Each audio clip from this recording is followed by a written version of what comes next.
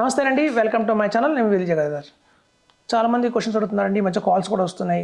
Star health గురించి బాగా news వస్తున్నాయి. వాళ్ళు క్లైమ్ సరిగ్గా ఇవ్వట్లేదు అని చాలామంది చెప్తున్నారు.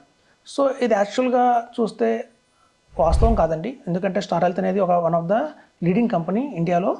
చూస్తే స్టాండర్డ్ హెల్త్ ఇన్సూరెన్స్ కంపెనీలో అదే నెంబర్ 1 ఉంటుంది. అలాగే మీరు ఓన్లీ హెల్త్ సెగ్మెంట్ ప్రీమియం తీసుకున్నా కూడా 16,000 crores ఆర్డ్లో కూడా నెంబర్ 1 పొజిషన్లో స్టార్ హెల్త్ ఉంది.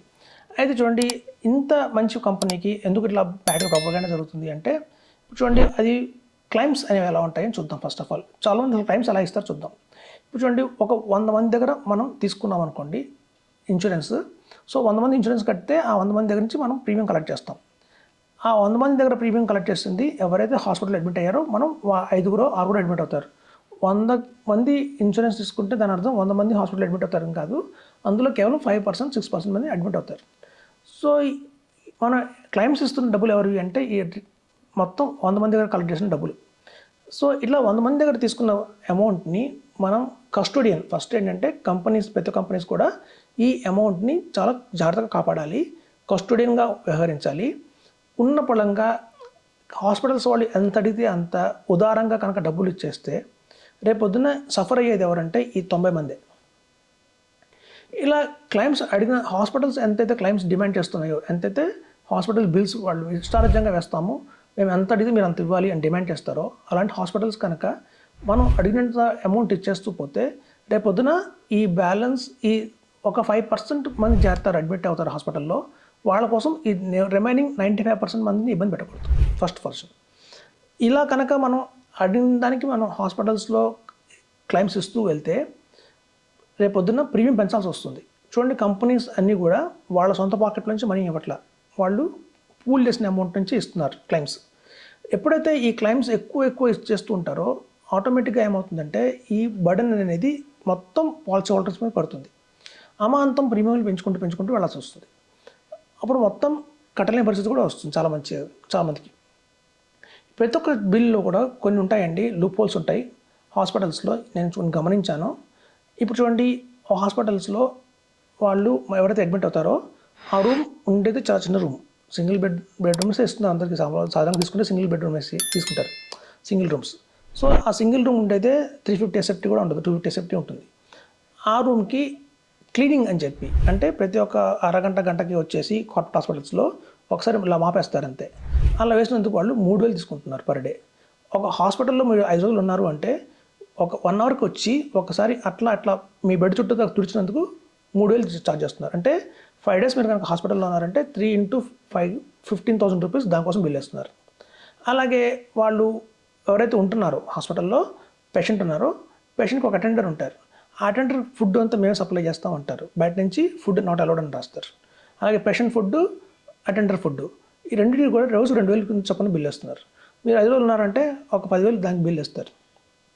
సో ఇట్లాంటి అన్నెసరీ బిల్స్ అని చాలా ఎక్కువ వేసి 1,00,000 రూపాయలు అయ్యేదాన్ని 1,25,000, 1,30,000, 1,50,000 తీసుకెళ్తున్నారు. సో ఇది ఎందుకు ఇలా?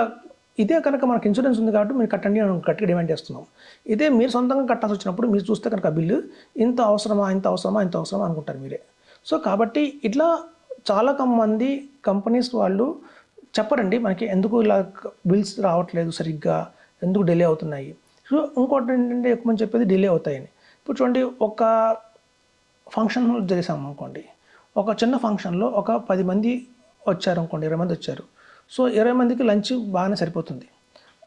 అదే అనుకోకుండా 500 మంది వచ్చారనుకోండి, లంచ్లో కొంత తగ్గుతుంది.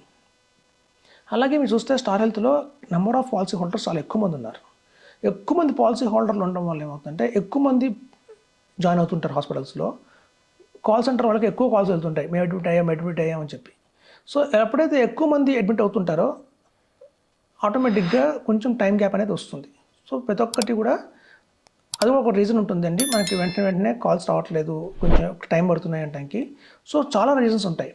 ఇప్పుడు ఇట్లాంటి న్యూసెస్ విని స్టార్ హెల్త్లో సరిగ్గా క్లైమ్స్ ఇవ్వట్లేదు, లేదా స్టార్ హెల్త్లో డిలేస్ అవుతున్నాయని చెప్పి చాలామంది పోర్ట్ అయ్యి వేరే కంపెనీకి వెళ్తున్నారు. నాకు తెలిసిన వాళ్ళు చాలామంది కూడా ఒక 9 years స్టార్ హెల్త్లో ప్రీమియమ్స్ కట్టి ఒక గ్రూప్గా కట్టి వాళ్ళందరూ 9 years తర్వాత వేరే కంపెనీకి మూవ్ అవుతున్నప్పుడు నష్టం ఎవరికి అని మీరు ఆలోచించండి. 9 years స్టార్ హెల్త్కి హై ప్రీమియం వచ్చేసింది, వాళ్ళకి ఎప్పుడైతే క్లైమ్స్ వస్తున్నాయో అప్పుడు వాళ్ళు వేరే కంపెనీకి వెళ్ళిపోయారు. దానివల్ల స్టార్ హెల్త్ లాభమే, నష్టం కనీసం పాలసీ హోల్డర్కి.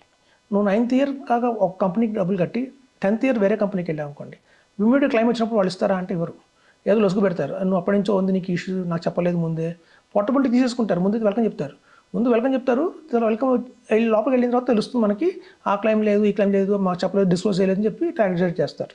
కాబట్టి ఇంగ్లీష్లో ఒక సామెత ఉంటుందండి, known devil is better than unknown devil అని ఒక సామెత ఉంటుంది. అంటే తెలిసిన దెయ్యం కంటే తెలియని దెయ్యం ఇంకా డేంజర్ అని చెప్పి.